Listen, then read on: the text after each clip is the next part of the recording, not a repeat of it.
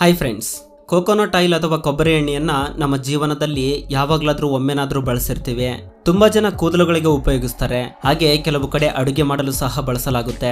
Coconut oil ನಲ್ಲಿರುವ medicinal ಮತ್ತು healing property ಬಗ್ಗೆ ಇಡೀ ಪ್ರಪಂಚಕ್ಕೆ ಗೊತ್ತು. ಅದಕ್ಕೋಸ್ಕರ ಕೋಕೋನಟ್ ಆಯಿಲ್ಗೆ ಮಾರ್ಕೆಟ್ ನಲ್ಲಿ ತುಂಬಾ ಬೇಡಿಕೆ ಇದೆ. ಆದ್ರೆ ನೀವು ಯಾವತ್ತಾದ್ರೂ ಯೋಚನೆ ಮಾಡಿದ್ದೀರಾ, ಇಷ್ಟಕ್ಕೂ ಈ ಕೋಕೋನಟ್ ಆಯಿಲ್ ನ ಫ್ಯಾಕ್ಟರಿನಲ್ಲಿ ಯಾವ ರೀತಿ ತಯಾರಿಸಲಾಗುತ್ತೆ? ಇಷ್ಟಕ್ಕೂ ಇದನ್ನ ಕೋಕೋನಟ್ ವಾಟರ್ ನಿಂದ ತಯಾರಿಸ್ತಾರಾ, ಇಲ್ಲ ಇದನ್ನ ಕೊಬ್ಬರಿಯಿಂದ ತಯಾರಿಸ್ತಾರಾ? ಈ ವಿಡಿಯೋದಲ್ಲಿ ನೋಡೋಣ. ಈ ವಿಡಿಯೋನ ಕೊನೆವರೆಗೂ ನೋಡಿ. ಕೋಕೋನಟ್ ಆಯಿಲ್ ನ ತಯಾರಿಸುವುದು ತುಂಬಾ ಸುಲಭ, ಆದ್ರೆ ತುಂಬಾ ದೊಡ್ಡ ಚಾಲೆಂಜ್ ಏನೆಂದ್ರೆ ತೆಂಗಿನಕಾಯಿಗಳನ್ನ ಕಟಾವು ಮಾಡೋದು. ಏಕೆಂದ್ರೆ ತೆಂಗಿನಕಾಯಿ ಮರ ತುಂಬಾ ದೊಡ್ಡದಾಗಿರುತ್ತೆ. ಇವುಗಳನ್ನ ಕೇವಲ ನುರಿತ ಕೆಲಸಗಾರರು ಮಾತ್ರ ಅರಿಯಬಲ್ಲರು.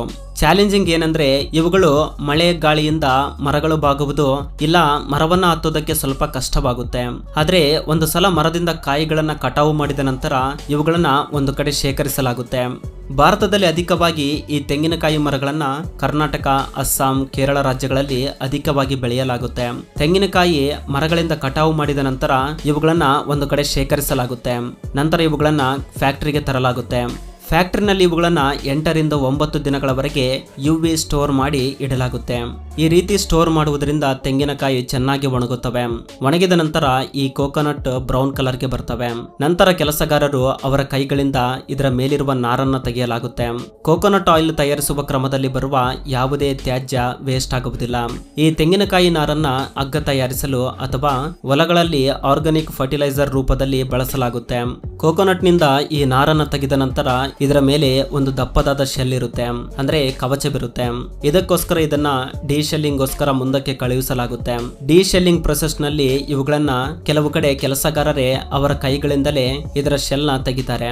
ಆದ್ರೆ ಕೆಲವು ಮಾಡರ್ನ್ ಫ್ಯಾಕ್ಟರೀಸ್ ನಲ್ಲಿ ಈ ಡಿಶೆಲ್ಲಿಂಗ್ ಮಷೀನ್ ಮೂಲಕ ಇದನ್ನ ತೆಗೆಯಲಾಗುತ್ತೆ. ಈ ತೆಂಗಿನಕಾಯಿ ಚಿಪ್ ಅನ್ನು ಸಹ ದೊಡ್ಡ ದೊಡ್ಡ ಪವರ್ ಪ್ಲಾಂಟ್ಸ್ ನಲ್ಲಿ ಫ್ಯೂಯಲ್ ರೀತಿ ಬಳಸಲಾಗುತ್ತೆ. ಇದರ ಮೇಲಿರುವ ಶೆಲ್ನ ತೆಗೆದ ನಂತರ ಇಲ್ಲಿಂದ ನಿಜವಾದ ಕೆಲಸ ಶುರುವಾಗುತ್ತೆ. ನಂತರ ಒಂದು ಟೂಲ್ ಸಹಾಯದಿಂದ ಇದರ ಒಳಗಿರುವ ನೀರನ್ನ ತೆಗೆಯಲಾಗುತ್ತೆ. ಈ ನೀರನ್ನ ಬೇರೆ ಕೆಲಸಕ್ಕೆ ಉಪಯೋಗಿಸಲಾಗುತ್ತೆ. ಅದನ್ನ ನಂತರ ನೋಡೋಣ.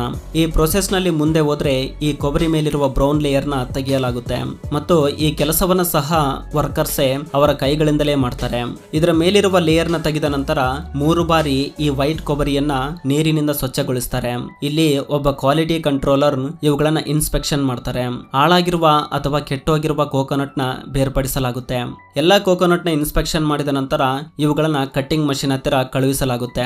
ಕಟ್ಟಿಂಗ್ ಮಷೀನ್ ಈ ಕೋಕೋನಟ್ ನ ತುಂಬಾ ಚಿಕ್ಕ ಚಿಕ್ಕ ಪೀಸಸ್ ರೀತಿ ಕಟ್ ಮಾಡುತ್ತೆ. ಈ ಪೀಸಸ್ ಎಷ್ಟು ಸಣ್ಣದಾಗಿರುತ್ತೆ ಅಂದ್ರೆ ಇದು ನೋಡುವುದಕ್ಕೆ ಕೋಕೋನಟ್ ಪೌಡರ್ ರೀತಿ ಕಾಣಿಸುತ್ತೆ.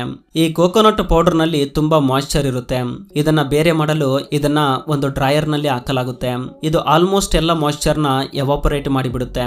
ನಂತರ ನಿಮಗೆ ಶುದ್ಧವಾದ ಕೋಕೋನಟ್ ಪೌಡರ್ ಸಿಗುತ್ತೆ. ಇದರ ಸ್ಮೆಲ್ ತುಂಬಾ ಚೆನ್ನಾಗಿರುತ್ತೆ. ಇದೇ ಮಾಯಿಶ್ಚರೈಸ್ಡ್ ಪೌಡರ್ ನಿಂದಲೇ ಕೋಕೋನಟ್ ಆಯಿಲ್ ನ ತಯಾರಿಸ್ತಾರೆ. ಈ ಪೌಡರ್ ನ ಒಂದು ಎಕ್ಸ್ಟ್ರಾಕ್ಟರ್ ಮಷೀನ್ ನಲ್ಲಿ ಹಾಕಲಾಗುತ್ತೆ. ಈ ಎಕ್ಸ್ಟ್ರಾಕ್ಟರ್ ಮೂಲಕ ಕ್ವೀಸ್ ಆಗಿ ಒಂದು ಕಡೆಯಿಂದ ಕೋಕೋನಟ್ ಕ್ರೀಮ್ ಹೊರಬರುತ್ತೆ, ಇನ್ನೊಂದು ಕಡೆ ಪೂರ್ತಿಯಾಗಿ ವೇಸ್ಟ್ ಪೌಡರ್ ಹೊರಬರುತ್ತೆ. ಈ ಕೋಕೋನಟ್ ಪೌಡರ್ ನ ಕೋಕೋನಟ್ ವಾಟರ್ ನಲ್ಲಿ ಮಿಕ್ಸ್ ಮಾಡಿ ಹಸುಗಳಿಗೆ ಹಾಕಲಾಗುತ್ತೆ. ಕೋಕೋನಟ್ ನಿಂದ ಬಂದ ಕ್ರೀಮ್ ನ ಆಯಿಲ್ ನ ತಯಾರಿಸಲು ಫರ್ಮೆಂಟೇಶನ್ ಪ್ರೊಸೆಸ್ ಹತ್ತಿರ ತರಲಾಗುತ್ತೆ. ಫರ್ಮೆಂಟೇಶನ್ ಪ್ರೊಸೆಸ್ ನಲ್ಲಿ ಈ ಲಿಕ್ವಿಡ್ ನ ಆಕ್ಸಿಜನ್ ನಿಂದ ಎಕ್ಸ್ಪೋಸ್ ಮಾಡಲು ಇದನ್ನ ದೊಡ್ಡ ದೊಡ್ಡ ಫರ್ಮೆಂಟೇಶನ್ ಟ್ಯಾಂಕ್ ನಲ್ಲಿ ಅಳತೆ ಮಾಡಿ ಈ ಕ್ರೀಮ್ ನ 24 ರಿಂದ 48 ಗಂಟೆಗಳ ಕಾಲ ಇಡ್ತಾರೆ. 2 ದಿನದ ನಂತರ ಇದನ್ನ ಓಪನ್ ಮಾಡಿ ನೋಡಿದ್ರೆ ಈ ಕ್ರೀಮ್ ನ ಬಣ್ಣ ಸಂಪೂರ್ಣವಾಗಿ ಬದಲಾಗಿರುತ್ತೆ. ಇದರ ಮೇಲಿರುವ ಲೇಯರ್ ಪೂರ್ತಿ ಪ್ರೋಟೀನ್ ನಿಂದ ಕೂಡಿರುತ್ತೆ, ಅದರ ಕೆಳಗಿರುವ ಲೇಯರ್ ಪೂರ್ತಿ ನೀರಿನಿಂದ ಕೂಡಿರುತ್ತೆ. ಪ್ರೋಟೀನ್ ಮತ್ತು ನೀರಿನ ಮಧ್ಯೆ ಪೂರ್ತಿ ಆಯಿಲ್ ಇರುತ್ತೆ. ನಂತರ ಇದನ್ನ ಡಬಲ್ ಫಿಲ್ಟ್ರೇಷನ್ ಮಷೀನ್ ನಿಂದ ಫಿಲ್ಟರ್ ಮಾಡಲಾಗುತ್ತೆ. ಕೊನೆಗೆ ಕೋಕೋನಟ್ ಆಯಿಲ್ ತಯಾರಾಗಿ ಹೊರಬರುತ್ತೆ. ಇದರ ಮೇಲಿರುವ ಪ್ರೋಟೀನ್ ಕೂಡ ದನ ಕರುಗಳಿಗೆ ಆಹಾರವಾಗಿ ಕೊಡಲಾಗುತ್ತೆ. ಕೋಕೋನಟ್ ಆಯಿಲ್ ತಯಾರಾದ ನಂತರ ಇದನ್ನ ಕ್ವಾಲಿಟಿ ಇನ್ಸ್ಪೆಕ್ಷನ್ ಗೋಸ್ಕರ ಟೆಸ್ಟಿಂಗ್ ಟೀಮ್ ಹತ್ತಿರ ಕಳುಹಿಸಲಾಗುತ್ತೆ. ಆಯಿಲ್ ನ ಟೆಸ್ಟ್ ಮಾಡುವುದಕ್ಕೆ ಕೋಕೋನಟ್ ಆಯಿಲ್ ಸ್ಯಾಂಪಲ್ ನ ಒಂದು ಪ್ಯಾಶ್ಚರೈಸ್ಡ್ ಚೇಂಬರ್ ಒಳಗೆ ಹಾಕಲಾಗುತ್ತೆ. ಇದರಲ್ಲಿ ಇನ್ನೂ 2 ಕೆಮಿಕಲ್ಸ್ ನ ಆಡ್ ಮಾಡಲಾಗುತ್ತೆ. ಈ ಕೆಮಿಕಲ್ಸ್ ಯಾವ ರೀತಿ ರಿಯಾಕ್ಟ್ ಮಾಡುತ್ತೆ ಅಂದ್ರೆ, ಒಂದು ವೇಳೆ ಆಯಿಲ್ ನಲ್ಲಿ ವಾಟರ್ ಕಂಟೆಂಟ್ ಇದ್ರೆ ಆ ನೀರನ್ನ ಅವು ಹೈಡ್ರೋಜನ್ ಗ್ಯಾಸ್ ಆಗಿ ಬದಲಾಯಿಸುತ್ತವೆ. ಹೈಡ್ರೋಜನ್ ಗ್ಯಾಸ್ ನ ಪ್ರಮಾಣ ಮತ್ತು ಪ್ರೆಷರ್ ನ ಅಳತೆ ಮಾಡಿ ಆಯಿಲ್ ನಲ್ಲಿ ಎಷ್ಟು ಮಾಯಿಶ್ಚರ್ ಇದೆ ಎಂದು ನೋಡಲಾಗುತ್ತೆ. ನಂತರ ಇದನ್ನ ಪ್ಯಾಕಿಂಗ್ ಗೆ ಕಳುಹಿಸಲಾಗುತ್ತೆ. ನಂತರ ಈ ಕೊಬ್ಬರಿ ಎಣ್ಣೆಯನ್ನ ಬಾಟಲ್ ನಲ್ಲಿ ಫಿಲ್ ಮಾಡಿ ಮಾರ್ಕೆಟ್ ಗೆ ಕಳುಹಿಸಲಾಗುತ್ತೆ. ಈ ರೀತಿ ನಮ್ಮ ಕೈಗೆ ಕೋಕೋನಟ್ ಆಯಿಲ್ ಅಥವಾ ಕೊಬ್ಬರಿ ಎಣ್ಣೆ ಸಿಗುತ್ತೆ. ನಿಮ್ಮಲ್ಲಿ ಎಷ್ಟು ಜನ ಕೊಬ್ಬರಿ ಎಣ್ಣೆಯನ್ನ ತಲೆಗೆ ಬಳಸ್ತೀರಾ ಇಲ್ಲ ಅಡುಗೆ ಮಾಡಲು ಬಳಸ್ತೀರಾ ಕಮೆಂಟ್ ಮಾಡಿ ತಿಳಿಸಿ. ಫ್ರೆಂಡ್ಸ್, ಈ ವಿಡಿಯೋದಿಂದ ಅಟ್ಲೀಸ್ಟ್ 1% ನಾಲೆಜ್ ಆದರೂ ಸಿಕ್ಕಿದ್ರೆ ಈ ವಿಡಿಯೋಗೆ ಒಂದು ಲೈಕ್ ಮಾಡಿ, ನಿಮ್ಮ ಫ್ರೆಂಡ್ಸ್ಗೆ ಶೇರ್ ಮಾಡಿ, ಹಾಗೆ ನಮ್ಮ ಚಾನಲ್ಗೆ ಸಬ್ಸ್ಕ್ರೈಬ್ ಮಾಡಿಕೊಂಡು ಸಪೋರ್ಟ್ ಮಾಡಿ. ಕೊನೆವರೆಗೂ ನೋಡಿದ್ದಕ್ಕೆ ಥ್ಯಾಂಕ್ಸ್ ಫಾರ್ ವಾಚಿಂಗ್.